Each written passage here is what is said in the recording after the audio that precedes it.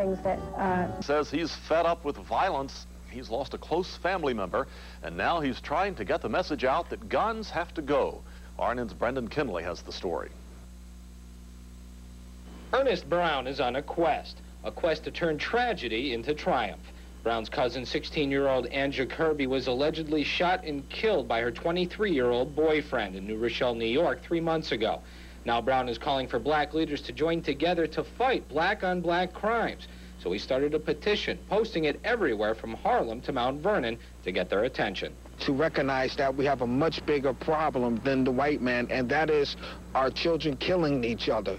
If we don't spend the time getting the guns out of these children's hands, getting them off the videos, these children, our next generation is just gonna wind up killing themselves. The Mount Vernon police commissioner says he sympathizes with Brown's plight, but says crime is easing up in his city. Any place in this country, if you just expect that the police are going to be able to do it by themselves, you know, you're in for a rude awakening. So to get the word out, Mr. Brown printed up a number of petitions and had them posted in businesses throughout Mount Vernon, like this barber shop. But unfortunately, nobody seems to have taken notice. So far, one person has signed this petition. Nevertheless, residents say they don't see crimes declining. Not a fighting, killing, violence. Back when I was growing up, it wasn't about guns. But as for Brown, he says he just wants to get the message out before it's too late. And you feel that they're doing such a great job, but then don't sign it, but don't come crying to me when it's your child lying in the casket. In Mount Vernon, New York, Brandon Kinley, Regional News Network.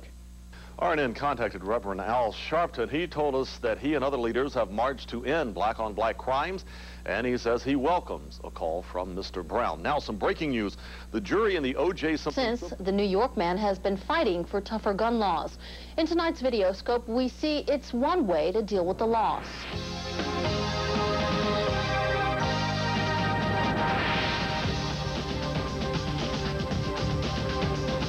The bitter cold of this Sunday morning is no match for the raging fire burning in the heart of Ernest Brown.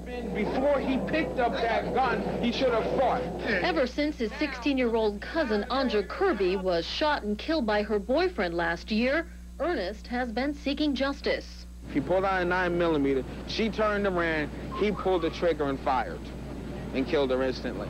What was your reaction? Shock. I still want to kill him. Forced to deal with that anger, Ernest decided instead to circulate a petition in his cousin's name. The message he wants to take to black leaders that crime among juveniles cannot be tolerated. What do you think she would think of you being out here trying to get people to sign this petition?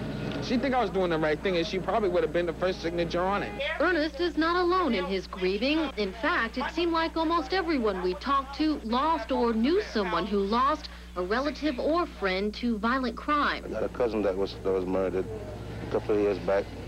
His friends, their children. My brother got killed on 3rd Street, was harassed by a guy out here, and he shot my brother in the mouth. According to grief counselors at the Center for Hope in Darien, Connecticut, it can often take longer for survivors who have lost someone through a violent death to recover from the trauma. The recovery period can often be prolonged due to their sense of rage, guilt, helplessness, and the need for retribution. Petition can't bring her back. Right, but maybe I could stop another child from dying. And in a neighborhood where a security van is needed to patrol the local grocery store in broad daylight, those like Ernest Brown will always be welcome.